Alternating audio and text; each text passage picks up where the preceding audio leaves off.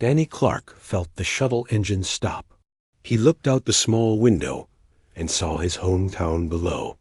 Cedar Falls looked the same as 5 years ago. The same old buildings. The same empty streets. The same gray sky that always made him feel sad when he was young. He picked up his green military bag and walked to the exit. Other passengers pushed past him. They were excited to see their families. Danny was not excited. He was scared. Not the kind of scared he felt when alien ships were shooting at him. This was different. This was the fear of going back to a place where he never belonged. The shuttle door opened with a loud hiss. Danny stepped onto the metal platform. The air smelled like dust and old machines. Cedar Falls was a mining town. It always smelled like this. He had forgotten how much he hated that smell. A few people waited for their family members to get off the shuttle. Danny saw Mrs. Patterson from his old neighborhood. She had gray hair now. She smiled and waved at him. Danny waved back but kept walking. He did not want to talk yet. The spaceport was small. Just one building with a few benches and a snack machine. Danny walked through it quickly. Outside, he could see the town spreading out below the hill. Everything looked smaller than he remembered. The buildings seemed old and tired. Paint was falling off many of them. Some windows were broken and covered with boards. Danny started walking down the main road into town.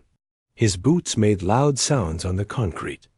These were military boots, strong and heavy. They had walked on alien planets. They had stepped over the bodies of friends.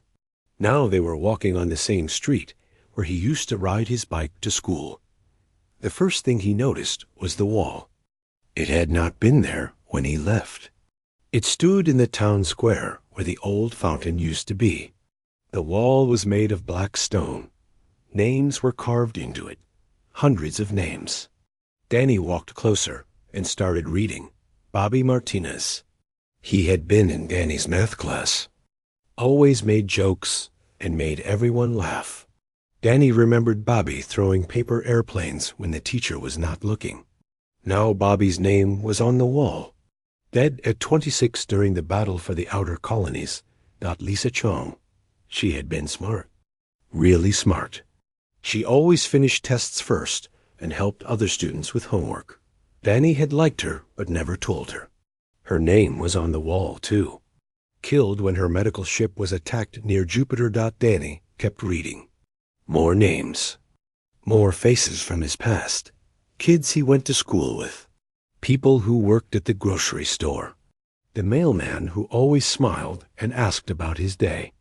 All dead. All killed by the Zephyrians during the 3-year war.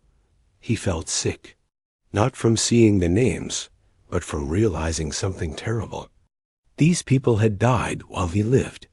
He had survived battles that killed better people than him. People who were kind. People who were brave. People who deserved to live more than the weird kid who used to eat lunch alone. Danny sat down on a bench near the wall.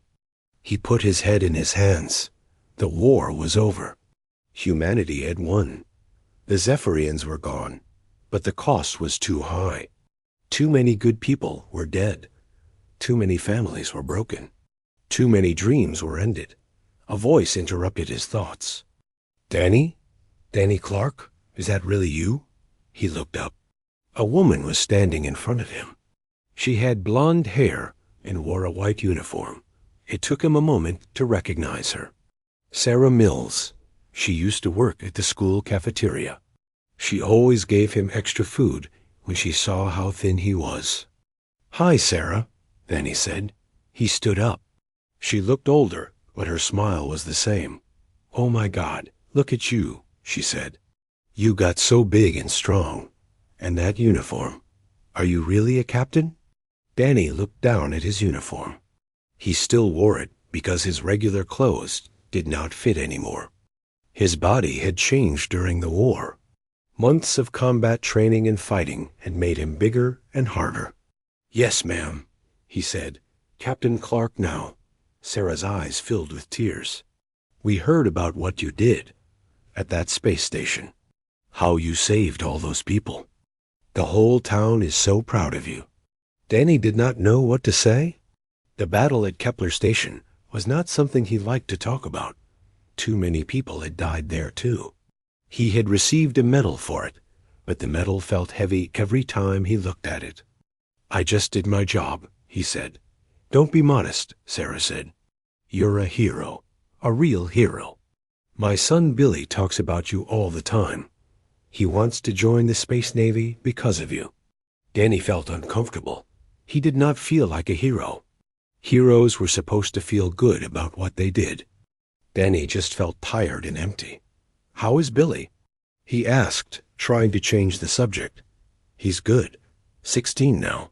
Can you believe it? He was just 11 when you left. He's working at the hardware store after school. Wants to save money for Space Academy." They talked for a few more minutes. Sarah told him about other people in town who got married, who had babies, who lost their jobs when the mines closed during the war. Normal life things that seemed strange to Danny now. Finally, Sarah had to go. She hugged him before leaving. "You should come by the diner tomorrow," she said. "Everyone would love to see you." Danny nodded, but did not promise anything. He was not ready to see everyone. Not yet. After Sarah left, Danny walked around town. Everything looked different, but the same.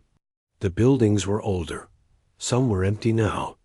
The war had been hard on small towns like Cedar Falls. Many young people had left to fight and never came back.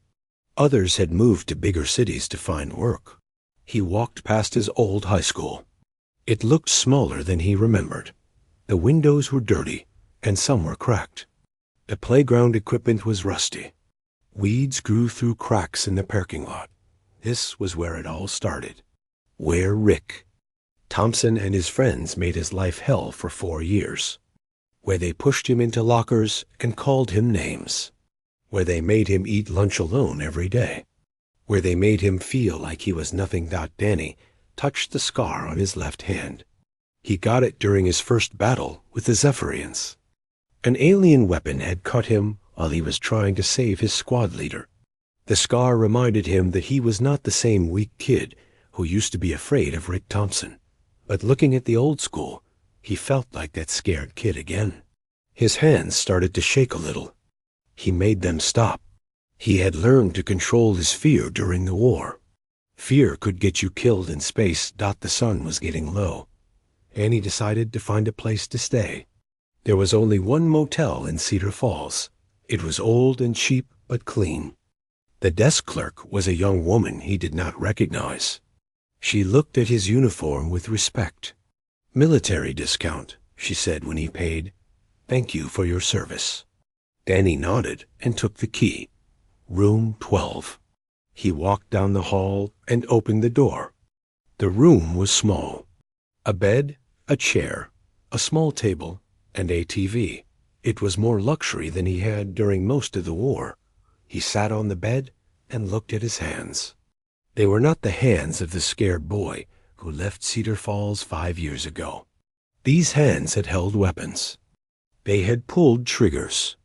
They had closed the eyes of dying friends. They had built things and broken things and saved lives. Tomorrow, he would have to face his past. He would see the people who made his childhood a nightmare. But tonight, he just wanted to rest. He was tired, so very tired. The war was over, but Danny Clark was still fighting battles in his mind. Outside his window, Cedar Falls settled into darkness. Somewhere in this town, his old bullies were probably having dinner with their families. They probably did not even remember the skinny kid they used to pick on. But Danny remembered everything. And tomorrow, they would remember him too. Danny woke up early. The motel bed was soft, but he could not sleep well. He kept having dreams about the war. In his dreams, the faces of dead aliens mixed with the faces of his old classmates. He got up and took a cold shower. Cold water always helped him feel more awake. He put on his uniform again. It was the only clean clothes he had. Danny looked at himself in the small mirror. The person looking back was not the same Danny who left Cedar Falls. This Danny had scars on his face from alien weapons. This Danny had muscles from years of combat training. This Danny had eyes that had seen too much death. The motel had free coffee in the lobby. It tasted terrible, but Danny drank it anyway. He had learned to drink anything during the war. Sometimes there was no food or water for days during long battles. Bad coffee was luxury compared to that. Danny decided to walk to the grocery store. He needed some regular clothes and food. The store was called Miller's Market. It had been there since he was a kid. His mother used to send him there to buy milk and bread when they had money. The store looked the same on the outside, same red sign, same dirty windows. But when Danny walked inside, everything felt different. The aisles seemed smaller. The shelves seemed lower. Danny realized he was bigger now. The store had not changed. He picked up some jeans and shirts from the small clothing section. They were cheap clothes, but they looked normal. Danny was tired of people staring at his uniform. He wanted to blend in, even though he knew that was impossible now. The checkout counter. Danny put his clothes and some food on the belt. The cashier was a young man with red hair and freckles. He looked familiar, but Danny could not remember his name. The young man kept looking at Danny's uniform with big eyes. "You're Captain Clark, right?" the young man said. "The war hero?" Danny nodded. He did not like being called a hero, but people kept saying it. "Wow," the young man said. "I heard you killed like 100 aliens at once." "It was not like that," Danny said quietly. War was not like the movies. It was not exciting or fun. It was scary and horrible, and it never really ended, even when it was over. Behind Danny, someone laughed. A big, loud laugh that made Danny's stomach feel sick. He knew that laugh. He had heard it many times when he was young. Usually right before something bad happened to him. Danny turned around slowly. A tall man with blonde hair was standing there. He wore a manager's shirt and had a name tag. A name tag said, "Rick Thompson, store manager." Rick Thompson, the leader of the group that made Danny's life hell in high school. Rick who pushed him downstairs. Rick who threw his books in the mud. Rick who made other kids laugh at him every day for 4 years. But this Rick looked different. He was older, of course. His hair was thinner. His face was rounder. He looked tired, like someone who worked too many hours for not enough money. But his smile was the same. That mean smile that always made Danny feel small. "Well, Rick said. "If it is not little Danny Clark, except you are not so little anymore, are you?" Danny did not say anything. He looked at Rick and tried to control his breathing. During the war, he had learned to stay calm when facing enemies. Rick Thompson was just another enemy. But this enemy felt more dangerous than the aliens somehow. "I heard you went to space," Rick continued. "Had yourself a big adventure fighting monsters. That must have been exciting for someone like you." The way Rick said, "someone like you," made Danny's hands want to make fists. But he kept them relaxed. He had learned that violence was not always the answer. Sometimes it was, but not always. "It was a war," Danny said. "People died." Rick's smile got bigger. "Oh, come on. Do not be so serious. You are famous now. The whole town talks about you. Danny Clark, the space hero. Who would have thought that the weird kid who used to cry in the bathroom would become a big shot soldier?" Other customers were starting to stare. Danny could feel their eyes on him. Some looked curious. Others looked uncomfortable. Everyone could feel the tension between the two men. "I need to go," Danny said. He tried to walk past Rick, but Rick stepped in front of him. "Hey, do not be rude," Rick said. We are old friends, right? We went to school together. We have history. Danny stopped walking. He looked directly into Rick's eyes. Rick's smile started to fade a little. Something in Danny's eyes made Rick remember that this was not the same scared boy from high school. Yes, Danny said quietly. We have history. For a moment, neither man moved. The store became very quiet. Even the background music seemed to stop. Danny could hear his own heartbeat. He could hear Rick breathing. He could hear other customers whispering to each other. Rick's smile came back, but it looked forced now.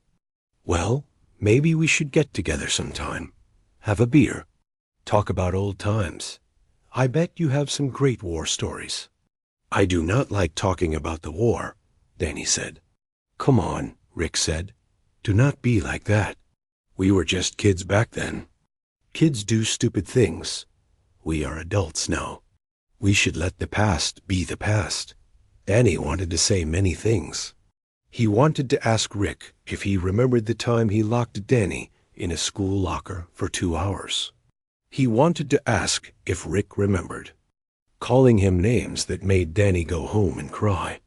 He wanted to ask if Rick remembered making Danny so scared that he threw up before school every morning for 2 years. But Danny said none of those things. Instead, he said, some things should not be forgotten. Rick's face got red. Look, Danny, I know we had our differences when we were kids, but that was a long time ago. I have a job now, a family. I have responsibilities. I am not the same person I was in high school. Neither am I. Danny said that. There was something in Danny's voice that made Rick take a step back. It was not loud or angry. It was quiet and calm, but it was also dangerous. Rick had heard voices like that before, but never from Danny Clark. Right, Rick said. Well, I should get back to work. Lots of things to do. Nice seeing you, Danny. Welcome home. Rick walked away quickly. Danny watched him go. Other customers moved out of Rick's way. They could tell he was upset about something. Danny finished paying for his things. A young cashier looked nervous now. He had heard the whole conversation, but did not understand what it meant. Have a good day, Captain, the cashier said quietly. Danny nodded and left the store. Outside, he took deep breaths of the dusty air. His hands were shaking a little. Not from fear this time. From anger. And from something else. Something that felt like disappointment. Danny had thought about this moment many times during the war. Meeting Rick Thompson again. He had imagined different ways it might happen. Sometimes he imagined Rick being afraid of him. Sometimes he imagined Rick apologizing. Sometimes he imagined himself being strong and confident. But he had not imagined feeling so empty. Rick was just a man with a job and problems and a tired face. He was not the monster from Danny's memories. He was just another person trying to get by in a small town that was slowly dying. That somehow made it worse. Danny walked back toward the motel. On the way, he passed the park where he used to hide during lunch periods, where he used to sit alone and read books while other kids played together. The park looked smaller now, too. The trees were bigger, but everything else seemed to have shrunk. A group of teenagers was playing basketball on the old court. They looked happy and normal. They probably had their own bullies and their own problems, but they were still young. Enough to believe that things would get better when they grew up. Danny remembered being their age. He remembered thinking that someday he would leave Cedar Falls and never come back. He remembered thinking that someday he would be strong enough that nobody could hurt him anymore. Now he was strong. Now he was a decorated war hero. Now he had the respect of people who used to ignore him. But he still felt like that scared kid inside. Rick Thompson could still make him feel small with just a few words and a mean smile. The war had changed Danny's body and taught him to fight aliens. But it had not fixed the broken parts inside him. Those parts were still there, still hurting, still remembering every cruel word. And every day of loneliness. Danny realized that coming home was going to be harder than fighting the war. At least in the war, he knew who the enemies were. Here, everything was more complicated. Here, the enemies looked like normal people with normal problems. Here, the boy he used to be was still fighting battles that the man he had become did not know how to win. Danny spent the next 2 days avoiding people. He stayed in his motel room most of the time. He watched old movies on the small TV and ate food from vending machines. But he could not hide forever.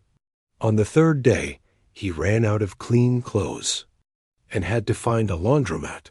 The laundromat was in the old part of town. Danny remembered his mother bringing him there when he was little. They would sit together and watch the clothes spin in the big machines. His mother would read magazines, and Danny would do his homework. Those were some of his better memories from childhood. The laundromat looked exactly the same yellow walls, same broken chairs, same smell of soap and old water. Danny put his clothes in a washing machine and sat down to wait.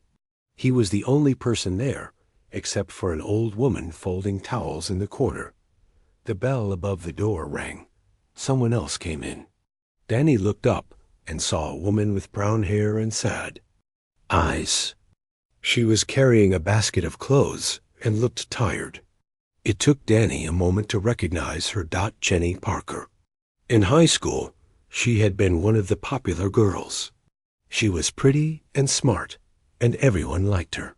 She had never been mean to Danny directly, but she had laughed when others were mean to him. Her laugh had hurt almost as much as the cruel words. Jenny saw Danny and stopped walking. Her face went white. She looked scared, like she had seen a ghost. "Danny?" she said quietly. "Danny Clark?" "Hi, Jenny," Danny said. He did not stand up or smile. He just looked at her. Jenny put her laundry basket down with shaking hands. "I heard you were back in town. I heard about the war, about what you did." Danny did not say anything. He watched Jenny's face. She looked older than her 28 years. There were lines around her eyes, and her hair looked like she had not taken care of it in a long time.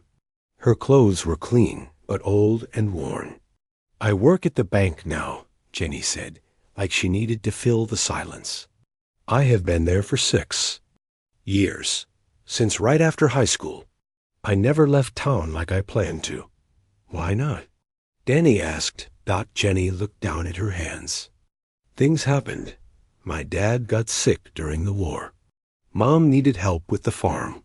Then the aliens attacked the outer settlements, and everyone was scared. I could not leave during all that." Danny remembered Jenny's father. He had been a nice man who grew corn and wheat. He always waved when Danny walked past their farm on his way to school. "How is your dad now?" Danny asked. "He died 2 years ago," Jenny said. Her voice was very quiet. "The cancer got him. Mom sold the farm after that. She moved to live with my aunt in the city. I stayed here because I had my job." Danny felt something strange. For a moment, he felt sorry for Jenny. Then he remembered high school, and the feeling went away. "I am sorry about your dad," he said. Jenny nodded. She started putting her clothes in a washing machine, but her hands were still shaking. She dropped a shirt on the floor and had to pick it up. "Danny," she said without looking at him, "I need to say something. About high school. About how we treated you." "You do not need to say anything," Danny said. "Yes, I do," Jenny said. She turned around and looked at him directly. "What we did was wrong. I was wrong. I should have stood up for you. I should have told the others to stop, but I was scared." "Scared of what?" "Scared they would do the same thing to me. Scared I would lose my friends. Scared I would become the weird kid that everyone picked on."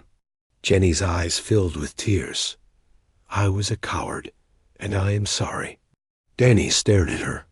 In all his dreams about coming home, he had never imagined this. He had imagined his bullies being afraid of him. He had imagined them being jealous of what he had become. But he had never imagined one of them apologizing. "Why are you telling me this now?" he asked. Jenny wiped her eyes with the back of her hand. "Because I learned something during the war. When the aliens attacked, when people were dying, when we thought the world might end. I learned that being popular does not matter. Having the right clothes does not matter. Being afraid of what other people think does not matter." She sat down in the chair across from Danny. "Do you know what I did during the war?" Danny shook his head. "I volunteered at the emergency medical center. When the transport ships came back from the battles full of wounded soldiers, I helped take care of them. I saw boys who were not much older than us when we graduated, boys who had lost arms and legs, boys who cried for their mothers, boys who were dying." Jenny's voice got stronger as she talked. "And you know what I realized? Those boys were heroes. Real heroes. They had gone to space to fight monsters so that people like me could stay safe at home. And I had spent 4 years of high school making fun of someone who was going to become one of those heroes." Danny did not know what to say. He had expected anger or fear or fake friendliness. He had not expected this kind of honesty. "I heard about what you did at Kepler Station," Jenny continued. "How you stayed behind to make sure the civilians could escape. How you fought for 3 days straight. How you saved over 2,000 people." "I was doing my job," Danny said. "No," Jenny said. "You were being the person you always were inside. Brave and good and willing to help others. Even in high school, you were that person. We were just too stupid and mean to see it." The old woman in the corner had stopped folding towels. She was listening to their conversation, but trying to pretend she was not. Danny wished she would leave so he and Jenny could talk alone. "There is something else," Jenny said. "Something you should know about what happened here during the war." "What?" Jenny took a deep breath. "Remember Rick Thompson? From the grocery store?" Danny's stomach tightened. "Yes. When the aliens started attacking Earth, the government set up civilian defense committees in every town. Rick was chosen to lead. Ours. A lot of people did not like him because of how he acted in high school, but he surprised everyone." Danny frowned. This was not what he expected to hear. "When the first attack came, when the alien ships hit the mining stations outside town, Rick organized the evacuation. He made sure everyone got to the emergency shelters. He worked for 2 days straight without sleeping. He saved a lot of lives." Jenny paused and looked out the window. "Then the supply ships stopped coming. We were cut off for almost a month. People were getting hungry. Some wanted to raid the emergency supplies that were supposed to be saved for the worst case. Rick said no. He set up a rationing system that was fair for everyone. He made sure the old people and the children got enough food." Danny listened, but did not say anything. This did not sound like the Rick Thompson he remembered. "But the hardest thing," Jenny said, "was when the transport came asking for volunteers. Young people to go fight in the war. Rick had just gotten married. His wife was pregnant. He could have stayed home, but he volunteered to go. What happened? The town council voted it down. They said he was too important to the defense committee. They needed him to stay and keep organizing things. Rick was angry, but he stayed. He spent the whole war helping keep people alive while his friends went off to fight." Jenny looked directly at Danny. "I think that is why he was so weird when he saw you at the store. He feels guilty. He thinks people see him as a coward who stayed home while others went to war. Even though staying was the right thing to do. Even though he saved more lives here than he probably would have in space." Danny felt confused. The story Jenny was telling did not match the Rick Thompson in his memories. That Rick had been selfish and cruel. This Rick sounded like a different person entirely. People change, Danny, Jenny said softly. The war changed all of us. Some for the better, some for the worse. But nobody stayed exactly the same. Danny's washing machine stopped spinning. He got up to move his clothes to the dryer. His hands moved automatically while his mind tried to process what Jenny had told him. When he sat back down, Jenny was looking at him with an expression he had never seen before. It was not pity or fear or fake niceness. It looked like respect. I know. Saying sorry does not fix anything, she said.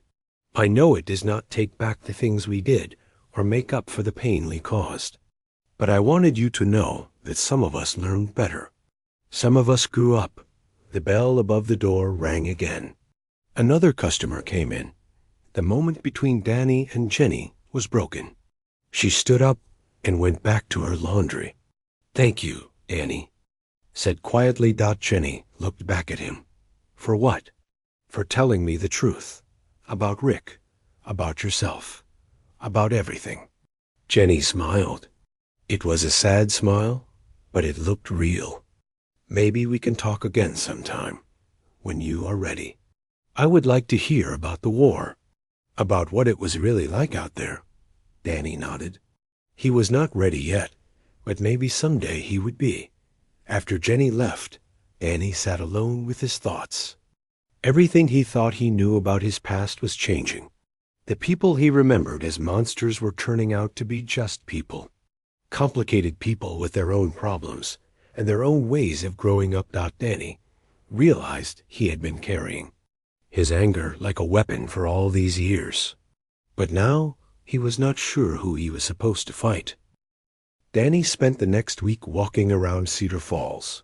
He was trying to understand what Jenny had told him about Rick and about how people had changed during the war.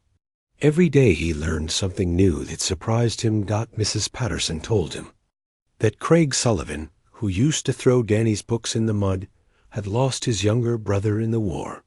Craig now worked at the memorial wall every weekend, keeping it clean and bringing flowers.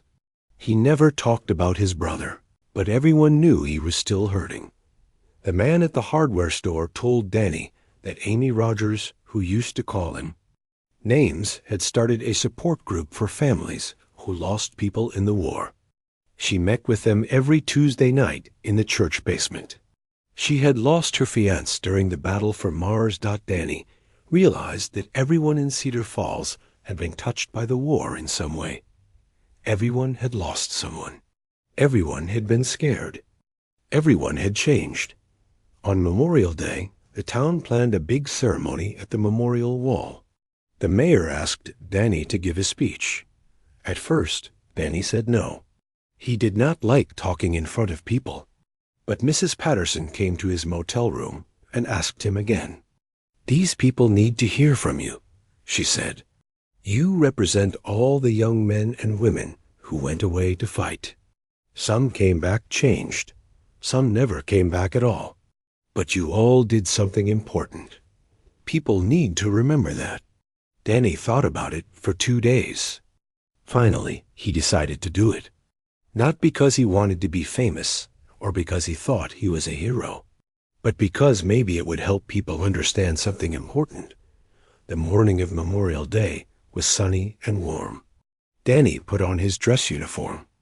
It was blue and had all his medals on it. He looked at himself in the mirror. The medals felt heavy. Each one represented a battle where good people had died. Each one was a reminder of the cost of war. Danny walked to the town square. Hundreds of people were already there. Families with children, old people in wheelchairs, veterans from older wars. Everyone in Cedar Falls seemed to be there. Danny saw familiar faces in the crowd. Jenny Parker was there with an older woman who must have been her mother. Craig Sullivan stood near the memorial wall with tears in his eyes. Amy Rogers was helping elderly people find seats, and there was Rick Thompson. He stood with a woman and a small child. The woman must have been his wife. The child was a little girl with blonde hair like Rick's. She looked about 4 years old.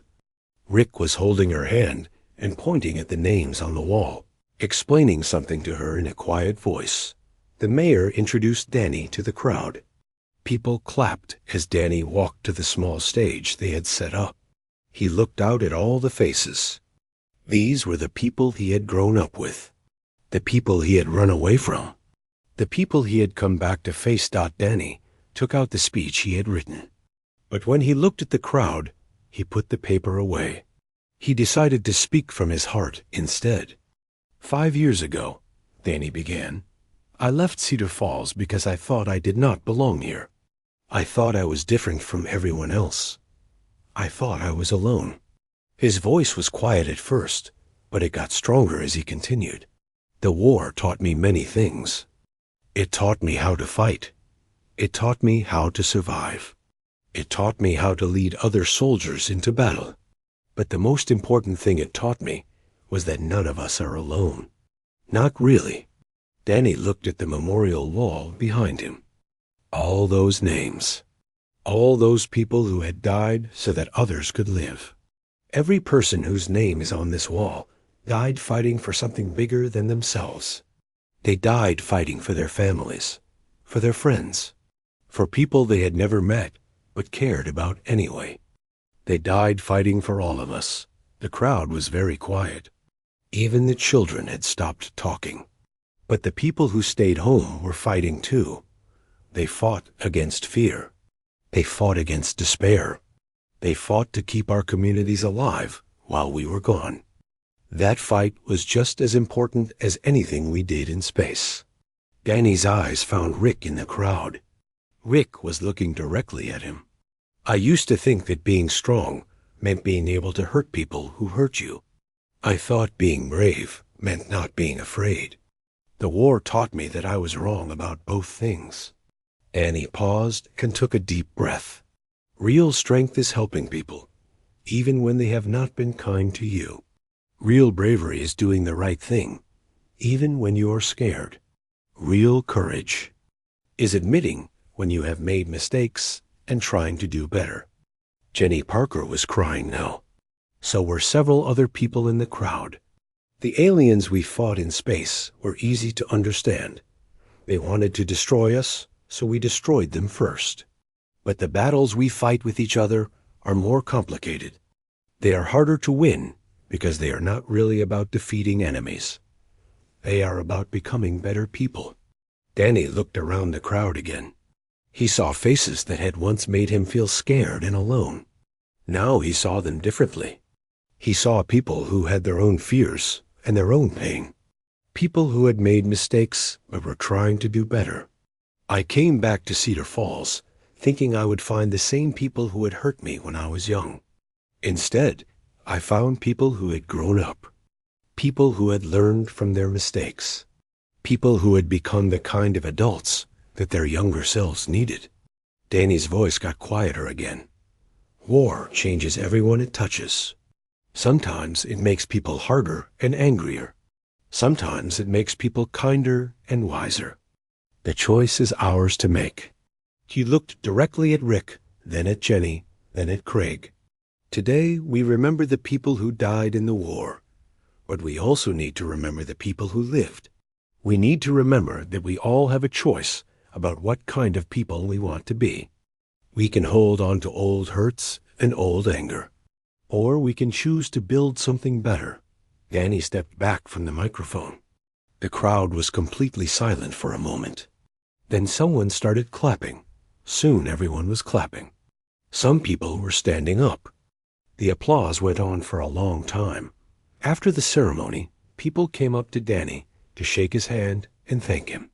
But the person he most wanted to talk to was Rick Thompson. Rick waited until most of the crowd had left. Then he walked over to Danny with his wife and daughter. Danny, Rick said, that was a good speech. A really good speech. Danny looked at Rick's face. There was no mean smile now. No fake friendliness. Just honesty. I owe you an apology, Rick continued. A real one. What I did to you in high school was wrong. I was angry and scared, and I took it out on you because you seemed like an easy target. That was not fair, and it was not right." Rick's wife was holding their daughter, who had fallen asleep during the ceremony. "I have a little girl now," Rick said, looking at his daughter. "When she gets older, she might meet kids who are different from her. Kids who are quiet or smart, or who do not fit in. I want her to be kind to them. I want her to stand up for them. I want her to be better than I was." Danny looked at the sleeping child. She looked peaceful and innocent.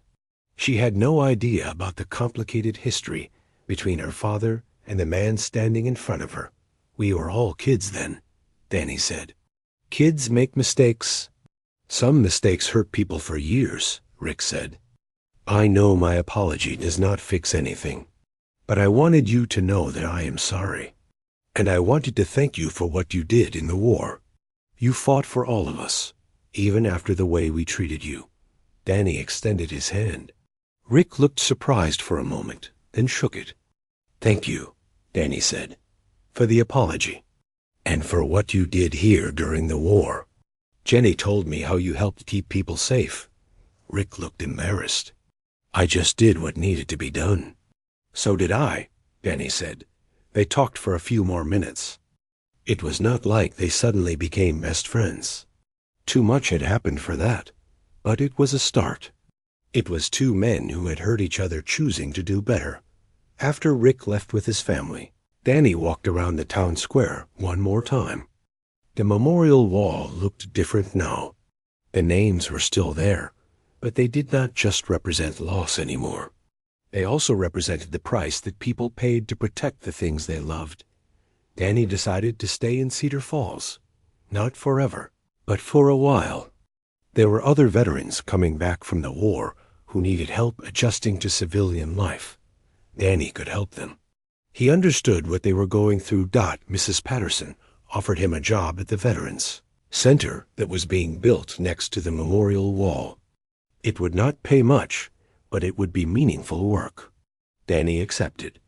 A week later, Jenny Parker came to see him at the Veterans Center. She was carrying a box of old photos. "I found these when I was cleaning out my mom's attic," she said. "Pictures from high school. I thought you might want to see them." They looked through the photos together. Pictures of people who were now adults with jobs and families and responsibilities. People who had been cruel children, but had grown into decent human beings. "Do you think people can really change?" Jenny asked. Danny thought about the question. He thought about Rick Thompson organizing evacuations and keeping people fed. He thought about Jenny working in a medical center, taking care of wounded soldiers. He thought about himself, learning to forgive instead of seeking revenge. "Yes," he said, "I think people can change, but only if they choose to." That evening, Danny walked past his old high school again. It still looked small and run down, but it no longer looked like a place of pain and fear.